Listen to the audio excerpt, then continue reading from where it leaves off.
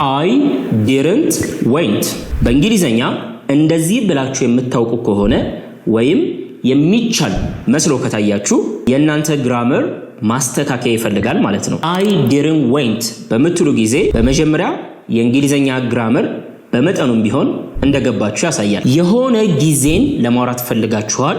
በዚህ መሰረት didn't የሚል ሐላፊ ጊዜን የሚያሳይ helping verb ተጠቅማችኋል። እሱ ብቻ አይደለም went የሚል የጎ past forምን ተጠቅማችኋል። ይሄን በምንል ጊዜ ግን I didn't went ማለት በእንግሊዘኛ ትክክል ነው ማለት አይደለም። ከዚህ ሌሰን በኋላ didn't የምትለዋን በእንግሊዘኛ እንዴት በተገቢው መንገድ መጠቀም እንዳለባችሁ በሚገባ ትረዳላችሁ። ሁላችሁም ስትጠብቁት የነበረው ቀን ደረሰ። አዲሱ የእንግሊዘኛ ኮርስ ምዝገባችን በዛሬው ዕለት በይፋ ተጀምሯል። እንግሊዘኛ መቼም ከትምህርት በላይ ነው። ለተሻለ የህይወት እድል ከዓለም ጋር ለመግባባት ራሳችንንም ለማሳደግ የሚያስፈልገን ቁልፍ ቋንቋ ነው። በሰዋሰው አካዳሚም ተግባራዊ አድርጋችሁ ህይወታችሁ ላይ ለውጥ የምታመጡበትን የእንግሊዘኛ ቋንቋ ክህሎት እናላብሳችኋለን። ስኬታማ የእንግሊዘኛ ቋንቋ ጉዞውን ከሰዋሰው አካዳሚ ጋር አሁኑን ይጀምሩ። ለመመዝገብ በ0923 05 2061 ወይንም በቴሌግራም ዋትስአፕ እና ኢሞ ላይ ታገኙናላችሁ። በእንግሊዘኛ I didn't went አይባልም፣ ፈጽሞ የማይባል ነገር ነው።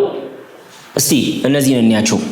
የመጀመሪያው I didn't went to the meeting ወደ ስብሰባው አልሄድኩም ነበር ለማለት ፈልገን ነው አይደለ?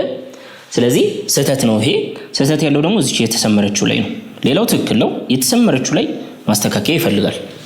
2 she didn't eat lunch ምሳ አልበላችም፣ ይሄም ስህተት ነው። 3 we didn't saw the report ሪፖርቱን አላየነው፣ ይሄኛውም ስህተት ነው። ሶ በዋናነት እዚህ ጋር went ate saw የሚሉ ምን አሉን? ፓስት ቨርቦች አሉን አይደለ? ሶ በጣም ጥሩ ነገር ነው። ፓስት ቨርቦችን ታውቃላችሁ።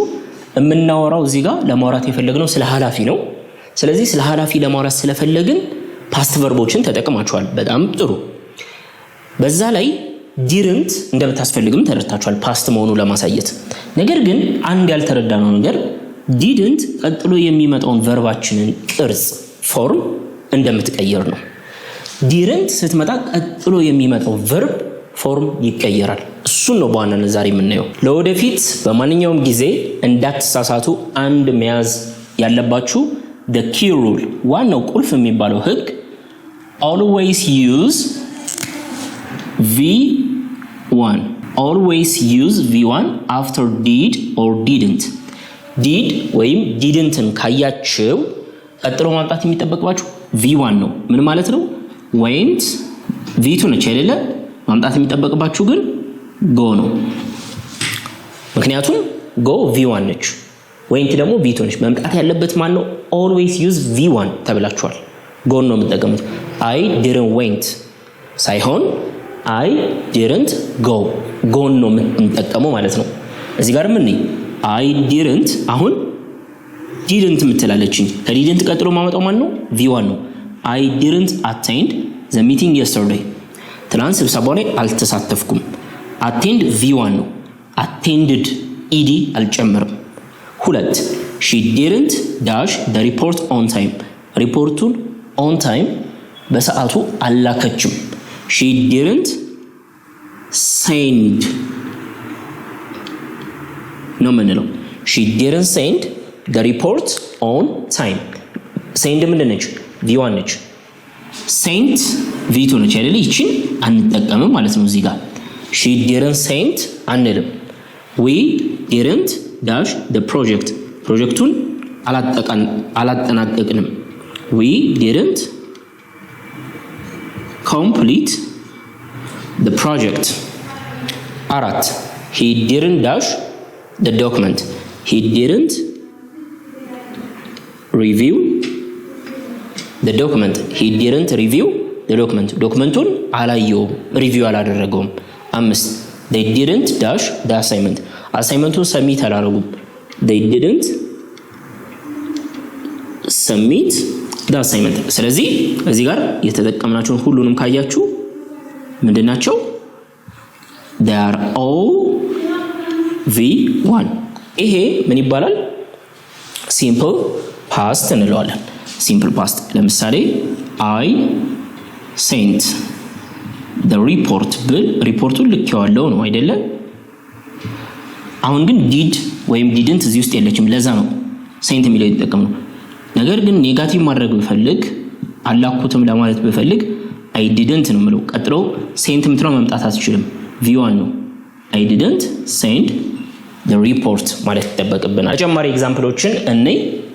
አንደኛ I didn't dash your email receive የምትለውን ቨርብ እንድንጠቀም ተፈልጓል። ኢሜልህን ሪሲቭ አላረኩም፣ አልተቀበልኩም፣ አልደረሰኝም። ስለዚህ ምንድነው መምጣት ያለበት? እዚች ጋር ዲድንት አለን አይደለ? ዲድንት ብለን V2 አይመጣም፣ V1 ነው የሚመጣው። እነዚህ ደግሞ V1 ናቸው። ስለዚህ አንቀይርም ማለት ነው ባጭሩ። I didn't receive your email. She didn't reply to your message. We didn't discuss the issue. He didn't prepare the presentation. Presentationን prepare አላደረገም። ስለዚህ እነዚህ በሙሉ ምንድን ናቸው? They are all negative. ለምን? didn't ሁሉም ጋር አለች።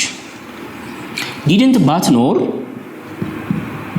ኔጋቲቭ መሆኑ ቀርቶ ፖዚቲቭ ቢሆን እዚች ጋር የምትመጣው V2 ሳትሆን V1 ትሆን V1 ሳትሆን V2 ትሆናለች። ሪሲቭ መጠቀም አንችልም። ሪፕላይ መጠቀም አንችልም። ምን መሆን አለባቸው? I received verb 2 your email. She replied to the message. We discussed the issue. He prepared the presentation. እዚህ ጋር በሙሉ ሬጉላር ቨርቦች ናቸው፣ ኢዲ የሚወስዱ ናቸው ማለት ነው። ስለዚህ ፖዚቲቭ ስታደርጉ V2፣ ኔጋቲቭ ስታደርጉ ደግሞ V1። ከፊት ለፊት ማናለች?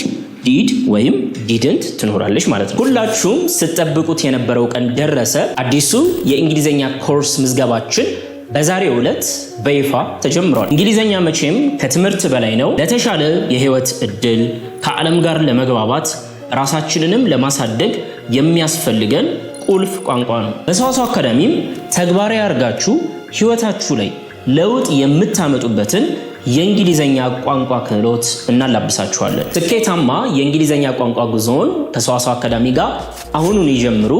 ለመመዝገብ በ0923 05 2061 ወይንም በቴሌግራም ዋትስአፕ እና ኢሞ ላይ ታገኙናላችሁ። ይሄንን ትምህርት በምንማር ጊዜ የግድ ኩዌስችንስ ላይ ደግሞ ምን ይሆናል የሚለውን ማወቅ ይጠበቅብናል።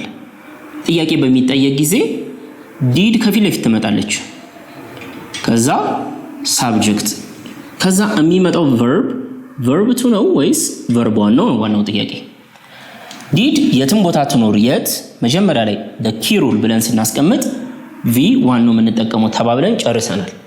አንደኛ did you dash the report ሪፖርቱን ላከው ወይ? did you send the report did you send the report የተጠቀምነው V1 ነው። did you send አይባልም፣ ትልቅ ስህተት ይሆናል። did she dash the meeting did she attend the meeting እንጂ did she attended ፓስት ነው ብለን ስለምናስብ ነው V2 የምንጠቀመው፣ ግን ስህተት ነው። did they dash the task did they complete the task ስራቸውን ጨረሱ።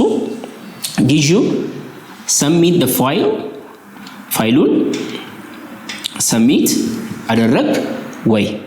ስለዚህ በዚህ መልኩ ኢቭን ጥያቄዎች ላይ ሳይቀር V1 ነው የምንጠቀመው። ዲድ እስካለሽ ድረስ የትም ቦታ V1 ነው የምንጠቀመው ማለት ነው። ሁላችሁም ስትጠብቁት የነበረው ቀን ደረሰ። አዲሱ የእንግሊዘኛ ኮርስ ምዝገባችን በዛሬው ዕለት በይፋ ተጀምሯል። እንግሊዘኛ መቼም ከትምህርት በላይ ነው። ለተሻለ የህይወት እድል፣ ከዓለም ጋር ለመግባባት፣ ራሳችንንም ለማሳደግ የሚያስፈልገን ቁልፍ ቋንቋ ነው። በሰዋሰው አካዳሚም ተግባራዊ አድርጋችሁ ህይወታችሁ ላይ ለውጥ የምታመጡበትን የእንግሊዘኛ ቋንቋ ክህሎት እናላብሳችኋለን። ስኬታማ የእንግሊዘኛ ቋንቋ ጉዞውን ከሰዋሰው አካዳሚ ጋር አሁኑን ይጀምሩ። ለመመዝገብ በ0923 05 2061 ወይንም በቴሌግራም ዋትስአፕ እና ኢሞ ላይ ታገኙናላችሁ።